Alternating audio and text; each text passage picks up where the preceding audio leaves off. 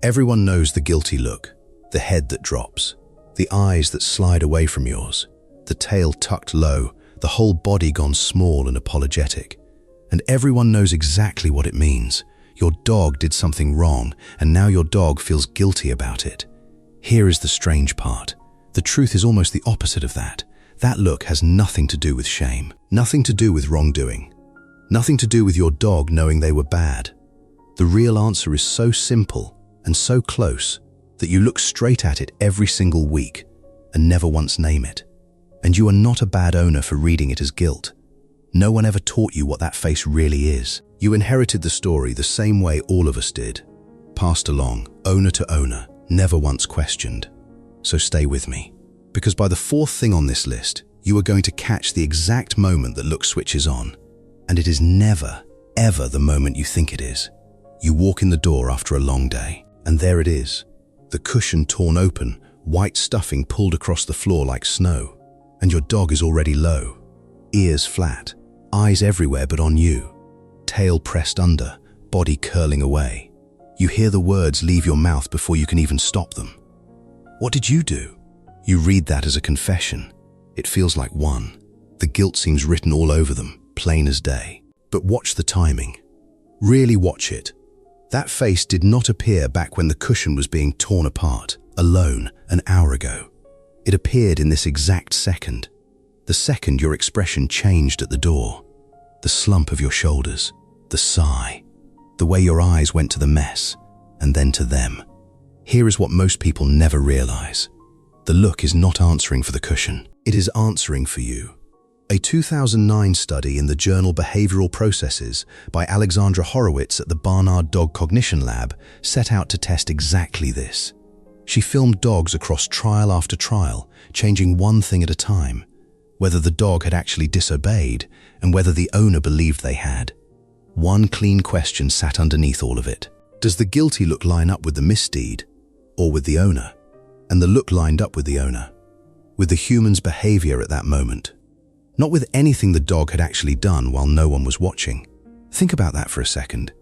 The face you have read 100 times as "I know I did wrong" is reading something else entirely. It is reading you, your tone, your posture. The temperature of the room is the instant you walk in. Dogs are, quite simply, among the best readers of human mood on the planet. And your dog has spent their whole life studying exactly one human, you. So tonight, try one small thing. The next time that look turns on, do not look at the mess. Watch the trigger instead. Watch what your own face and voice are doing in the half second right before they fold. You will start to see it. That look is cued by you. Every single time. Now here is where it gets even more telling. Picture two dogs in one house. One of them made the mess. You do not know which. So you do what any of us would do. You let your frustration show and you scold them both. And both dogs give you the look. The guilty one and the one that did absolutely nothing wrong. Same lowered head, same soft, worried eyes, same body folding down. If the look were really guilt, the innocent dog would have no earthly reason to wear it. And yet there it is, just as heavy, just as convincing. You think you are looking at a confession, but you are looking at a mirror. A mirror your dog is holding up to your mood, because they read you more closely than almost anyone else in your life. Here is what is actually happening. In a 2012 study from the Family Dog Project in Budapest by Hecht, Miklósi, and Gácsi, dogs that broke the rule and ate the forbidden food were not one bit more likely to look guilty than the dogs that resisted it. And without a scolding owner, the look barely showed up at all. The same researchers found something else, something quietly telling. Most owners are convinced their dog knows when it has done wrong, and a dog that shows the look actually gets scolded a little less. The display works. It softens you. And a separate finding went further still.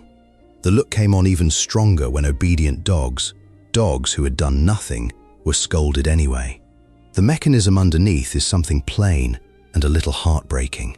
It is called associative learning. Over hundreds of small moments, a raised voice here, a sharp no there. Your displeased face has come to mean one thing to your dog: brace and smooth this over. That is the whole equation. Your face shifts, and the body answers, before a single thought about right or wrong ever enters into it. And this is the part that quietly costs you. If you have ever taken the look as proof that they knew, proof that they did it, you may have confirmed a guilt that was never there. You may have answered a confession that did not exist. So here is the shift. Stop treating the look as evidence. It is not testimony. It is not an admission. The moment you stop reading it that way, you stop punishing the wrong dog and the wrong moment. Now, before we keep going, and the next part is the one that quietly costs you the most. If you are learning something new about your dog, hit like and subscribe. That is how we get these videos to more dog owners who want to love their dogs the right way. Let's talk about the moment most of us have lived, the after-the-fact scolding. You find the mess long after it happened. Minutes later, sometimes hours. And you do the natural thing. You hold it up. You point at it. Your voice drops into that low, disappointed register. And your dog folds in on itself, the very picture of remorse. You think you are teaching a lesson. You think the folding means it finally landed. But here is the truth.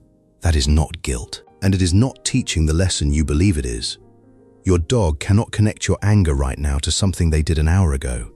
That bridge, across all those minutes, from the act to the scolding, is one that associative learning simply cannot build. So your dog does not learn, I should not chew the cushion. They learn something simpler and sadder.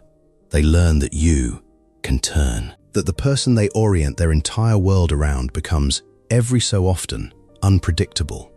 Warm at the door one day, sharp the next, for reasons they have no way to trace. And here is the invisible cost. Dogs form what researchers call a secure base bond with their owner. In a 2008 study in applied animal behavior science, Palmer and Custance watched dogs in an unfamiliar room and found they leaned on their owner for safety the way a small child leans on a parent. Calmer when you are near, braver because you are there. It is the same bond that sends them to your feet in a thunderstorm, the same bond that has them check for your face across a crowded park. Unpredictable, delayed anger works directly against that base, quietly, a little at a time. It teaches your dog to keep one eye on you, to read the weather of your face before they let themselves relax, to brace around the very person who is supposed to be their safe place. And think about the fairness of it. You would never punish a friend for something they had no way to connect to you. You would never expect them to read your mind backward through a whole hour and somehow arrive at the right regret. Your dog is asking you for that same fairness. They just do not have the words to ask for it. So here is what you can do instead, and it is lighter than it sounds. If you miss the moment, let it go. Truly let it go. Manage the room instead. Close the door, move the shoes, put the temptation out of reach, and let the lesson you cannot teach go untaught. You protect the trust by refusing to spend it on a punishment that was never going to land. And this is the fourth thing. The one I promised would hit the hardest. Strip the whole scene down to the bone. The lowered head, the soft eyes, the slow, low sweep of the tail. The body angled just slightly away from you. For years, you have called this guilt. So here is what it really is. That look is appeasement. Your dog is reading your face, your voice, the set of your shoulders, and offering you peace. Every single piece of that posture carries the same quiet message. Lower the tension. Please do not be upset with me. Let us be okay again. It is not, I am sorry I did wrong. It is something far older and far more tender than that. Your dog's guilty look was never guilt. It is the oldest way they know how to ask you to stay close. Long before dogs ever shared our homes, the animals they descend from survived by keeping the peace within their group. A conflict that spun out of control was dangerous for everyone in it. So a whole language of de-escalation took shape. Ways to say, I am no threat. Let us not fight without making a single sound. Your dog still speaks that language fluently. And right now, they are speaking it to you. And once you see it, you start to see it everywhere. A toddler tips the trash can over, and you sigh, ugh, not again. And across the room, the dog, who never touched it, drops its head.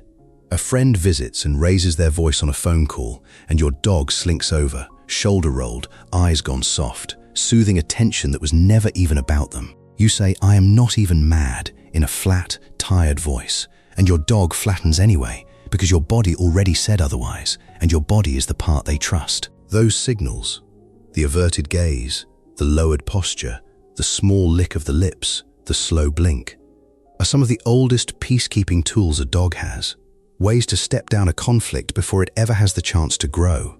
The behavior we labeled guilt is this peacemaking system running exactly as it was built to, and simply wearing the wrong name for all these years. And it is not a lesser thing than guilt.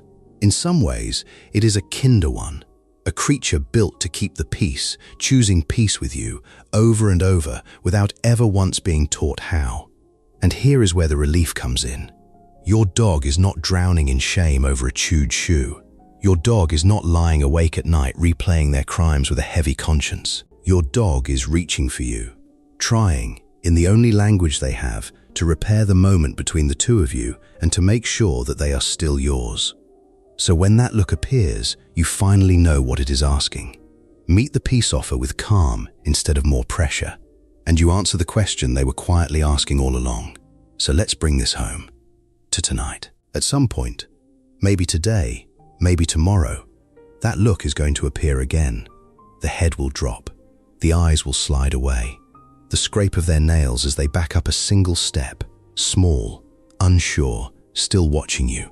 But now you know what you are seeing. It is not a confession. It is a request. And there is really only one mistake left to make. Meeting that request, that small offer of peace, with more anger.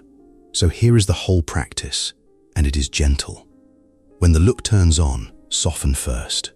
Drop your shoulders, unclench your jaw. Lower your voice instead of raising it. Let the moment reset instead of escalating it. And remember what is underneath. The look is cued by you, not by the deed, and the trust beneath it is a safe place worth protecting at almost any cost. Prevent the messes you can. The door, the shoes, the counter, the trash with a lid on it, and stop spending blame on the ones you cannot. That is it. That is the entire shift. Not a training program. Not an hour of work. Just a different read on a face you already know by heart. A face that has been asking you the same gentle thing all along, in a language you are only now learning to hear. And here is the picture I want to leave you with. A dog who, when the world gets tense, looks up and reads calm coming off of you. Not a storm to brace against. Not a face to flinch from. Just you, steady. The safe place they have always believed you to be. The next time they come to you low and unsure, you will not see a confession anymore. You will see a small, brave act of trust, and you will know exactly how to answer it. That is what changes the moment you stop reading guilt and start reading the request underneath it. So here is the one to sit with. Which of these will you change first? Watching when the look turns on, or softening before you speak? Pick just one. Do it the very next time it happens. And tonight, your dog gets a calmer person to read. And to them, that is everything. Everyone knows the guilty look means guilt. You know now that it means almost the opposite. That is not guilt. That is your dog choosing peace with you over their own fear. Choosing you, again, the way they always seem to. Not because they did something wrong, but because being close to you matters more to them than being right. And that look, the dropped head, the softened eyes, the quiet hope that you are still okay with them, it was never small to them, and it should not be small to you either.